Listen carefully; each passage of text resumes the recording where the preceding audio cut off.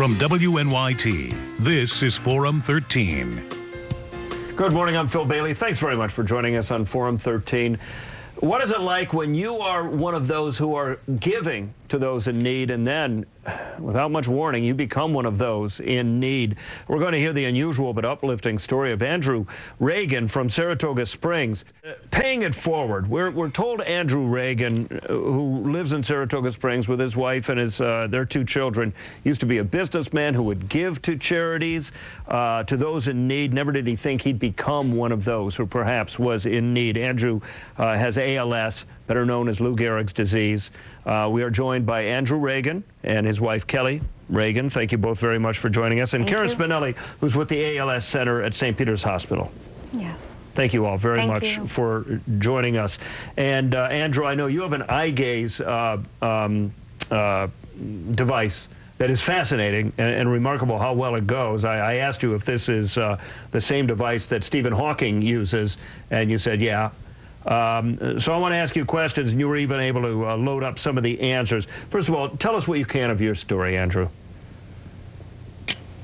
Hello, I am happy you are taking interest in learning about ALS. My story is becoming alarmingly too familiar. I am a husband and a father. I think of myself as your neighbor and your peer. I was in the high-performance polymer industry, a marketing and product manager for a British company, 80% global travel. Our lifestyle was hectic with two boys in diapers during onset of symptoms. Wow. And did you ever see this coming, ALS? No. It is still a shock. What was your first symptom? When did you think there was something wrong here? My symptoms started with speech being slowed and slurring, followed by a rapid cascading of losing control of extremities and the ability to feed myself. I was wheelchair-bound after 6 to 8 months. The decline physically is scary to witness. The courage of our caregivers is inspirational. Do you have a family history of ALS? No history of ALS. Can you explain this eye gaze equipment that allows you to converse with us? This pink box is my portal to the world. This pink box is my portal to the world. The computer reads my eyes and acts as wireless mouse. My blinking is the same as you clicking your finger on the mouse. This is a Dynabox IMAX. Without it, our family's quality of life would suffer much more. Yeah. Kelly, so how long are we talking about from the first symptom that Andrew noticed to a situation where he couldn't work anymore, when it really started getting dire? When we look back on some of the symptoms that he was exhibiting that we kept on thinking might have been something else and looking for different answers, it was probably a year in total. We heard the diagnosis, but we did not want to believe the diagnosis, and we searched for other answers because ALS, there is no cure. So we really did our diligence to try to find other answers. You've watched your husband, the father of your children, battle this. It must be heartbreaking for you. It's devastating. It's mind-boggling to watch someone who's always been so strong and active slowly lose his ability to do things that were just so important to him and to our family. We've just really tried to focus on the positive and how fortunate we are in a chaotic situation. Yeah. Are you now a full-time caregiver? I am a full-time caregiver. Yeah. I am. Karen, you're from the ALS Center at St. Peter's Hospital. Mm-hmm. How many people in the Capital Region are diagnosed with ALS? It's difficult to say. In the Capital Region, there are about 6,000 newly diagnosed patients a year, or people with ALS, about 30,000 nationally at any one time. The ALS Center at St. Peter's Hospital follows about 100 patients at any one time, and about 140 patients and families a year in the Capital District here. It still makes it a very rare affliction, does it not? Your coverage area must be over a million. It is. It is a rare disease, and that's one of the challenges, is that it doesn't receive a lot of awareness, a lot of research support, because there is not, because it is a small number of people. But it appears to be, to us, on the increase, and the incidence seems to be growing, at least at our center. And that's a very difficult thing to see and witness. How do we get it? How did Andrew get it? That is a question we all ask, and I know Andrew has probably asked it over and over, and that is why we cannot find a cure as of yet, because we don't really know what causes ALS. There are many theories about ALS. It could be environmental, viral, metabolic. There is a small amount of genetic familial ALS, although most ALS is sporadic, meaning anyone can get ALS. But that is one of the challenges even with stem cell, because even if we put new stem cells in to grow, we still don't know what the mechanism is that is destroying the new cells.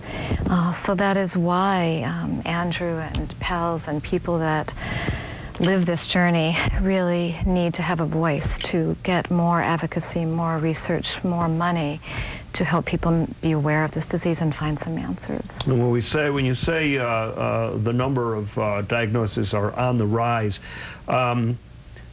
does it mean necessarily that more people are getting it, or are you getting better at diagnosing it, and it might have been overlooked before? Mm-hmm. I think we've gotten better at diagnosing it as well. Years ago, people may have died of ALS and they may have thought it was something else. Mm-hmm. And we're also finding there's kind of a new dimension of ALS we're seeing more of something called frontal temporal dementia, which is kind of confusing it with maybe early Alzheimer's, but it may truly be ALS. But that is more, that is not something we really were seeing a lot of 10 years ago, but more so now.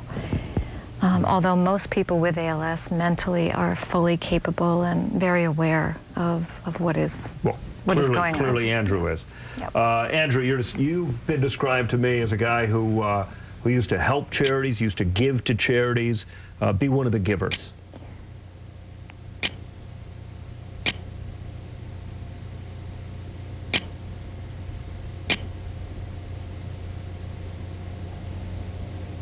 Yes, being involved has been part of my character, but never gave it a second thought, and it haunts me. There is incredible competition for the limited corporate and personal donations. I have been involved with numerous organizations which has made tremendous advances. Wish I had focused on ALS. 150 years and it is still a death sentence. Yeah, and we should know you're still giving because you're here. What are some of the needs of people with ALS? Our needs are many, such as lots of equipment and around-the-clock caregiver support. The biggest goal is a cure. In the intern, we should get communication devices to persons with ALS to help manage their own care. Does it get discouraging? Absolutely discouraged. Although hopeful and optimistic, ALS derailed all of our dreams of a normal family life. We are blessed with 2 children that keeps us focused on the positives. Many things have drastically changed, such as financial insecurity. Socially, it is a lonely disease too. Kelly, how are your children dealing with this? They're amazing. We have a great support network of friends and family that keep things as normal as possible for them, and they love their father, and he's very present in their lives, and he interacts with them, studies, does their homework with them, and they love him, and only time will tell. When did they understand what was going on?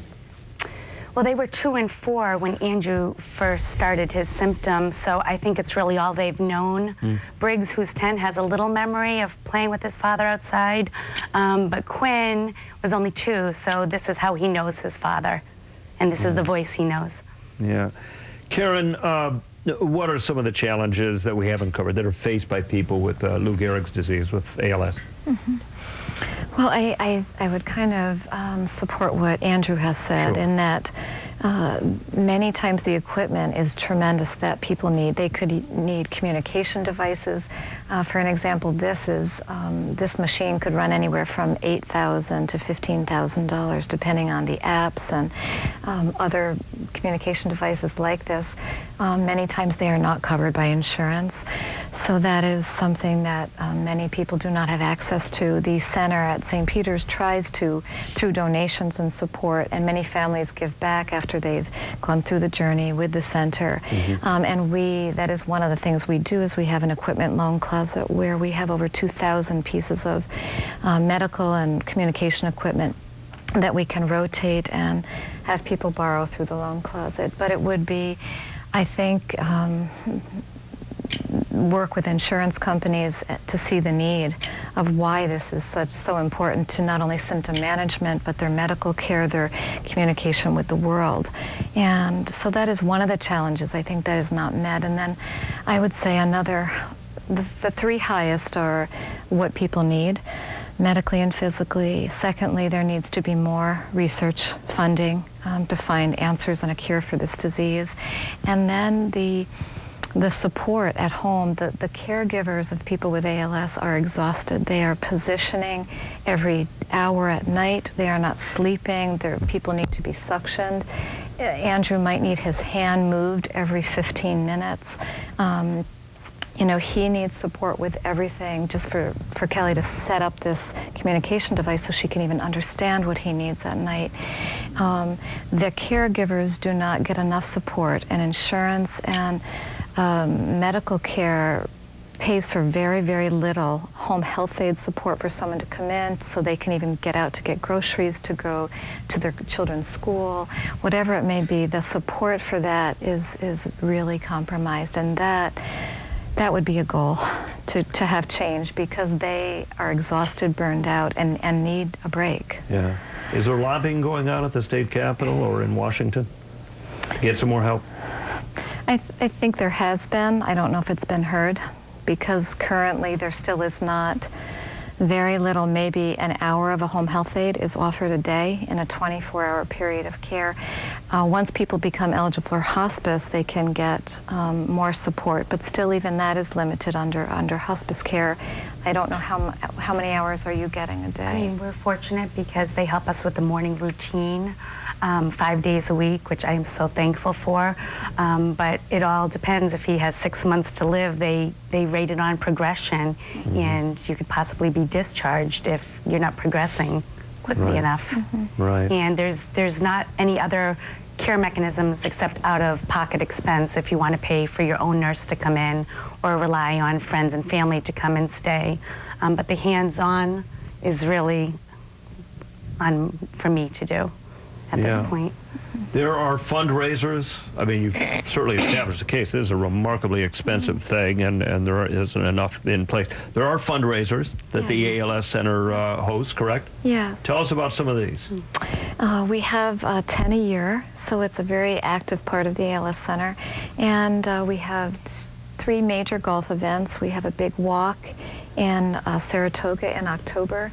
And the center last year did raise just under $400,000 through fundraising, so we're really grateful for the community support. We have volunteers from the community who help us run these events, the families. Andrew is our voice at these events. And without the collaboration of our patients' families and the community and corporate sponsors, the center would not exist. We're kind of self-sustaining through our fundraising. So if people want to find out more about Lou Gehrig's disease, ALS, or if they want to help the ALS Center and through which help everybody who you're in touch with, how do they do that? They could contact St. Peter's ALS Center through our homepage at St. Peter's Hospital, or you can also go online and Google ALS Regional Center at St. Peter's. We have a website.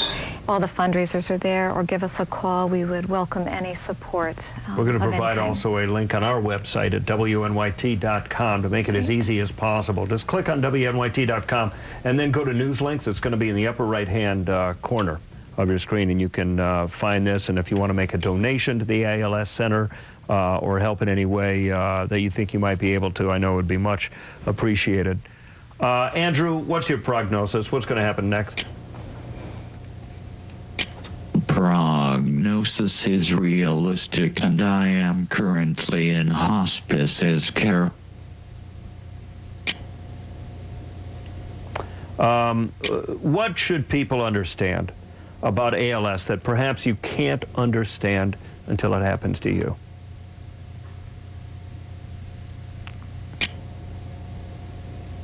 I am still active in regards fundraising and petitioning for compassionate use of drugs in clinical trials.